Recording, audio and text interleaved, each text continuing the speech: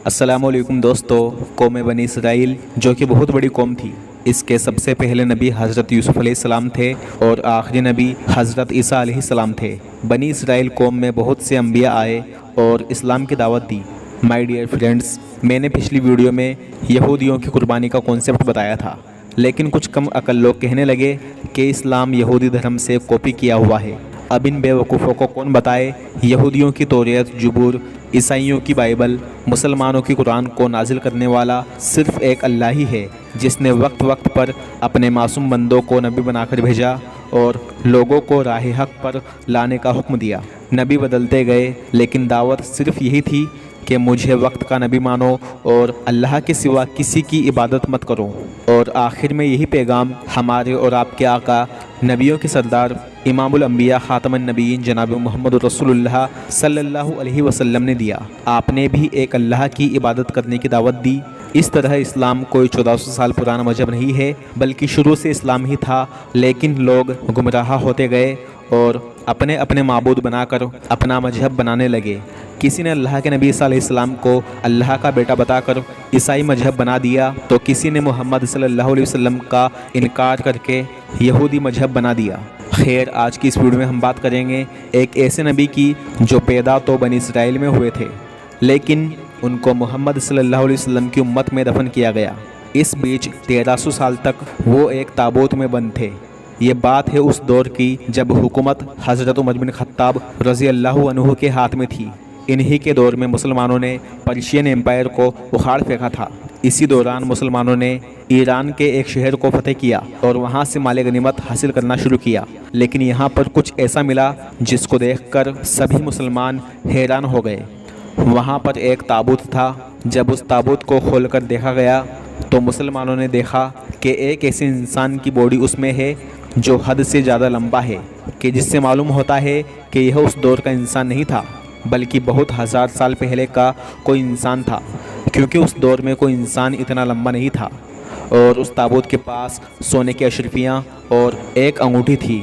वहाँ के लोगों का कहना था कि जब भी किसी को कोई ज़रूरत पेश आती तो कर्ज़े के तौर पर यहाँ से सोने की अशरफियाँ ले जाता और ज़रूरत पूरी होने के बाद वापस रख देता। और जब किसी इंसान की नीयत ख़राब होती और वह सोने की अशरफियाँ वापस नहीं रखता तो वह बीमार हो जाता। इसके साथ ही वहाँ के लोगों ने यह भी बताया कि जब भी यहाँ पर बारिश नहीं होती थी और सूखा पड़ जाता तो हम इस ताबूत को खुले आसमान के नीचे रख देते और खुदा इसकी बरकत से बारिश कर देता। यह सुनकर मुसलमानों ने फ़ौरन हज़रत उमर फ़ारूक रज़ियल्लाहु अन्हु को एक ख़त लिखा और सारा वाक़या बयान किया। जब हज़रत उमर फ़ारूक ने यह सब पढ़ा तो फ़ौरन एक आलिम जो कि पहले यहूदी थे और बाद में मुसलमान हो गए थे, उनको बुलाया और सारा किस्सा बयान किया।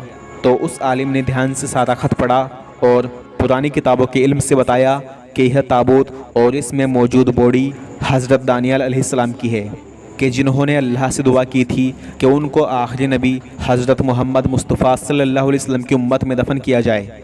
यह सुनकर हज़रत उमर फ़ारूक रज़ियल्लाहु अन्हु ने फ़ौरन अपने सिपाहियों के लिए ख़त रवाना किया, जिसमें लिखा हुआ था कि यह हज़रत दानियल अलैहिस्सलाम है। तुम फ़ौरन 13 अलग अलग जगह कब्र खोदो जिसके बारे में किसी को खबर ना हो, और उसमें से एक कब्र में इनको दफन कर देना। लिहाजा ऐसा ही किया गया। इसी वजह से किसी को आज तक ये पता नहीं है कि हज़रत दानियल अलैहिस्सलाम की कब्र एग्जैक्ट कहाँ पर है। अब आपको हज़रत दानियल अलैहिस्सलाम के बारे में एक किस्सा सुनाते हैं।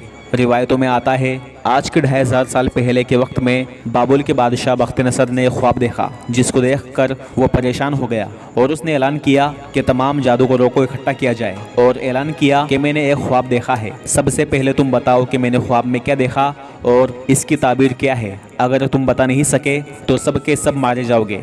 यह सुनकर सब जादूगर और नुजूमी हैरान और परेशान हो गए और कोई भी उसका ख्वाब बता ना सका। बादशाह के हुक्म से सभी जादूगरों की मौत का दिन तय हो गया था।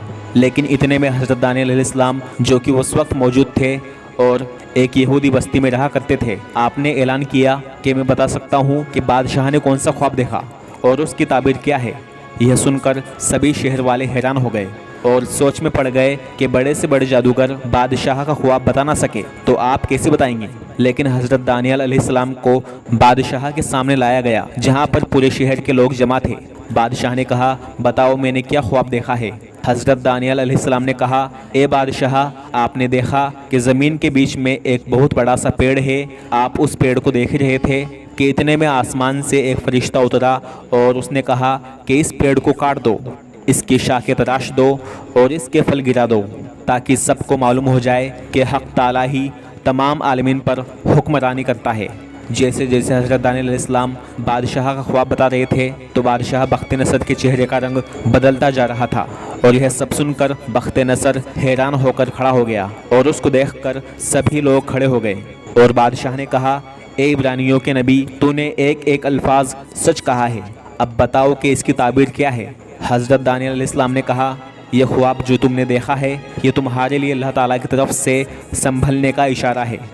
آپ نے جو بڑا سا پیڑ دیکھا تھا وہ اور کوئی نہیں بلکہ آپ خود ہیں، کہ جس طرح بڑے بڑے حکمرانوں کی سلطنت تباہ و برباد ہو گئی، ایک دن آپ کی بھی سلطنت ختم ہو جائے گی۔